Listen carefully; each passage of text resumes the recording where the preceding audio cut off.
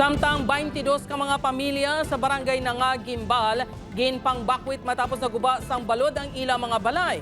Samtang 30 ka balay sa Zaraga, Iloilo na halitan sang naglamay nga buhawi. Ini ang gintutukan ni Kim Salinas.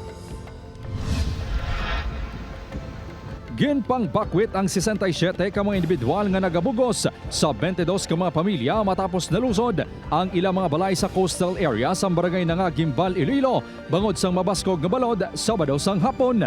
Pulo ka mga balay ang totally damaged samtang walo naman ang partially.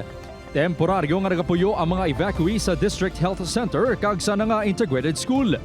Abab sang balod ang puste, automatic kundi malusod, maguba na sa dayon. Ang ibang tani nila kuhaon pa lang masalbar nila nga mga gamit o mga singali para ito, para magtukod magbuha pala yung Plano sang barangay nga i-relocate ang mga biktima sa amuman nga lote apang malayo-layo na sa coastal area. Sa Zaraga, Iloilo naman, 30 tanan kabalay ang ginhalitan sang buhawi nga nag-igo sa sitio Kolong-Kolong, Barangay Tubigan, Biyernes ang hapon. 3 sa mga ini ang totally damaged. Basko-basko ng hangin.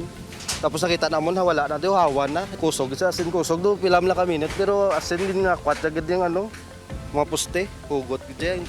Temporaryo man nga nadulaan sang supply sang kuryente ang sityo bangod sa insidente. Sa piyak sini, wala naman sang gin-evacuate sa lugar. Tagaan man namon sila mga food assistant. Ginpalabot ko naman sa MDRR kag daso na nawagwan si Mayor sa amon nga pangtagaan man sila. Samtang nagresulta sa disgrasya ang espesyal kuntani nga adlaw para sa pamilya ni Rain sang Sabado nga kaadlawan sang iya nagtaliwan niya amay sa Barangay Rizal, Ibarra, Iloilo City. Nagakanta sang happy birthday ang pamilya sang gulpiyada nga narusdak ang salog sang balay. 7 sila nga miyembro sang pamilya sa sulod sang balay kag 5 ang nahulog diretso sa tubig. Gulpi lang kami namin na lumpag sa balod siguro. Dagdagay kami tanan eh. Ang mga panapton kag iban pangagamit sang pamilya ang nagkalhulog man. Bangod bataas ang tubig kag mabaskog ang hampak sang balod, pila sa ila ang jutayan lang nga nalumos. Ginbululigan man sa mga residente nga masalbar ang magulutod kag ang mga gamit sang pamilya.